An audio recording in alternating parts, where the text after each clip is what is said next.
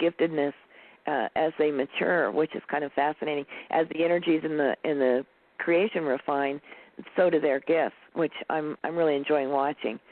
So after that, after the Indigos, we started to let me interrupt you just for a second. Is it possible that there's some people that I know people. Even myself, I feel kind of some of those traits. Is it possible that some people came a little bit earlier? Well, yeah, that's why I say we're the bridge generation. People that came, I call us bridges, and I'm actually working on a book about that, but it's going to be a little while. I had a couple ahead of it. Okay. But we adults, I call us bridges because there aren't as many of us literally as there are of the children that are coming in now. Mm-hmm. And a lot of us hid our giftedness. A lot of us had it and then turned it off because it scared us or it scared other people. And a lot of us just really stepped back into it as we got into adulthood, So totally got you. Okay. Yeah, but we were the first kind of phase of that mm-hmm. evolution that's going on. And so I don't really classify the adults as indigos or some of the other things we're going to be talking about. I look at us as the bridge. We're the bridge between, how simple and innocent everything was in the 50s until now. Yes. We're the people that brought the new awareness forward and made it easy for these kids to come in and share it so openly. Okay. All right. So we're calling just for convenience sake. We've got the bridge, the Indigos, and now? And then, so after the Indigos, we have come to a time where what I call the transitional kids started coming in. And, boy, they have the hardest time, Tom. They are kind of gifted but not as aware of it. But they are very, very sensitive, very emotionally sensitive, very energetically sensitive. And these kids are in their teens and early 20s now. And what happens is this particular bunch was not recognized because we just didn't know enough to see that something different was going on. And they internalize an awful lot of their sensitivity and feel they have a low self-worth. They have a tendency towards self-destructive behaviors, drinking, drugs, even violence, and often suicide, which is just heartbreaking to me. The problem is that they don't know how to communicate. They don't know how to let this stuff out. And instead, because of the behaviors that they start to exhibit, they end up being medicated or put in psychiatric hospitals or other types of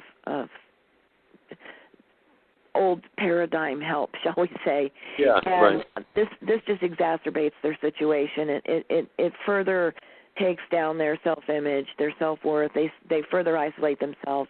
And some of them even get into, like, fantasy world behaviors, like the young fellow that shot all the students at Virginia Tech.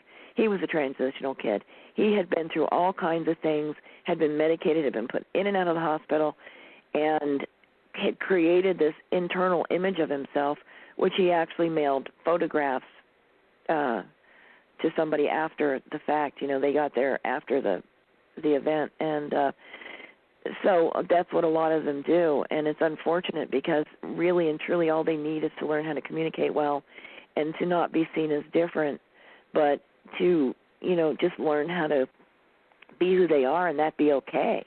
Mm-hmm. So they're the group with the toughest time, in my opinion. After that, though, the energy started to refine a whole lot, and we started to get the crystalline kids back in the late 90s.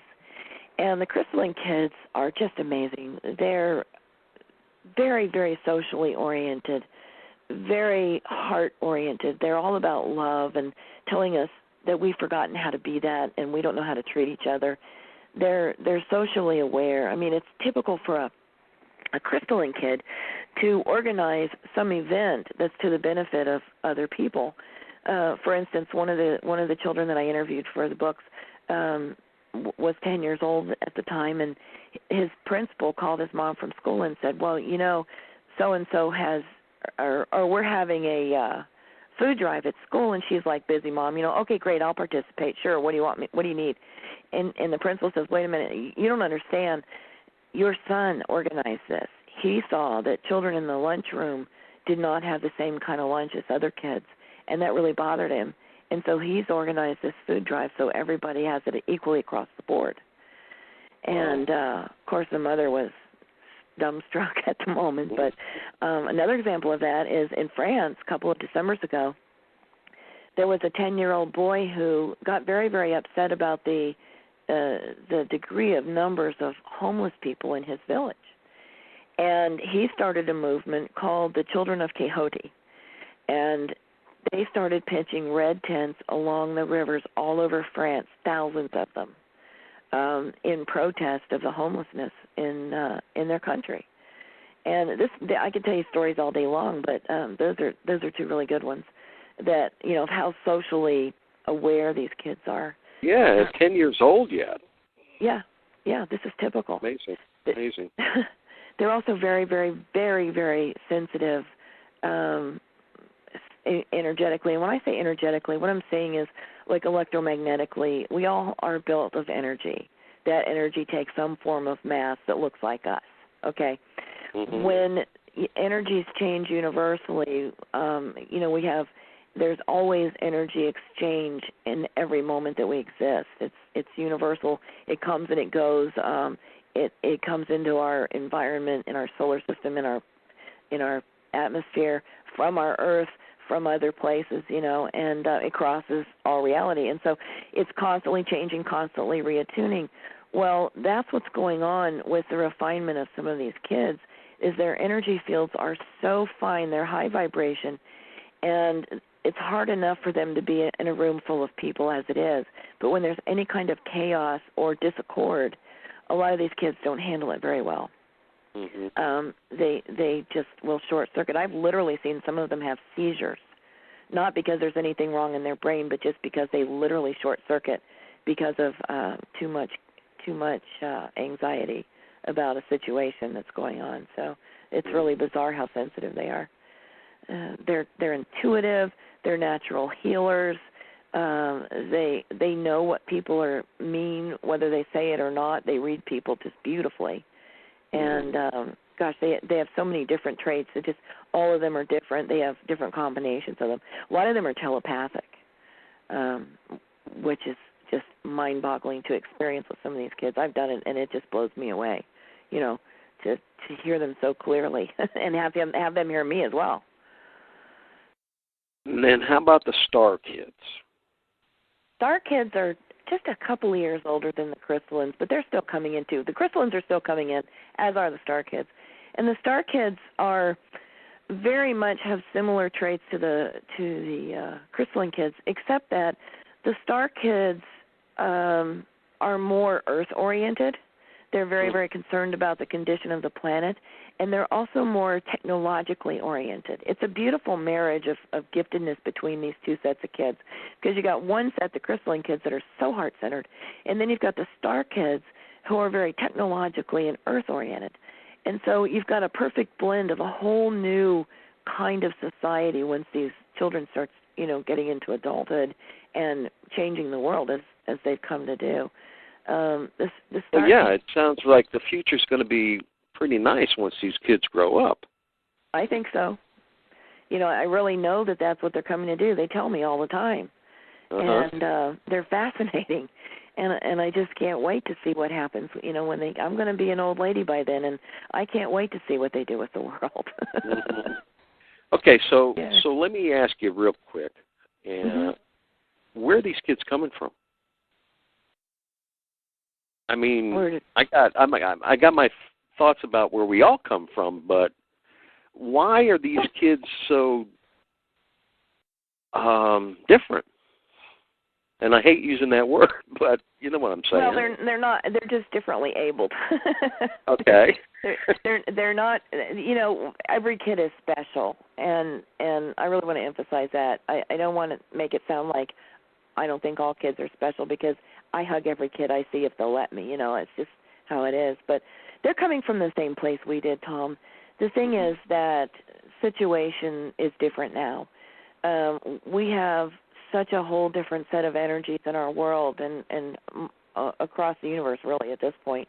We're moving towards 2012, and frankly, humanity has been in a mess, and if we don't do something about it, we're not going to survive.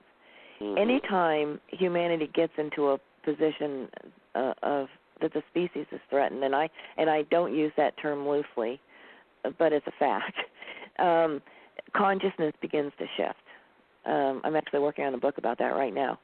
And when consciousness begins to shift, it shifts in the direction that is necessary for the salvation of the people, basically, of humanity. And so what's occurring is, because we've got this fast forward evolution going on both energetically and consciously, the kids are able to come in and bring and be aware of these gifts. Rather, for us, it was more something kind of like that kind of slowly opened for us. With them, they're born with it. It's part of their natural process. And so we all come from the same place. It's just that the time is different.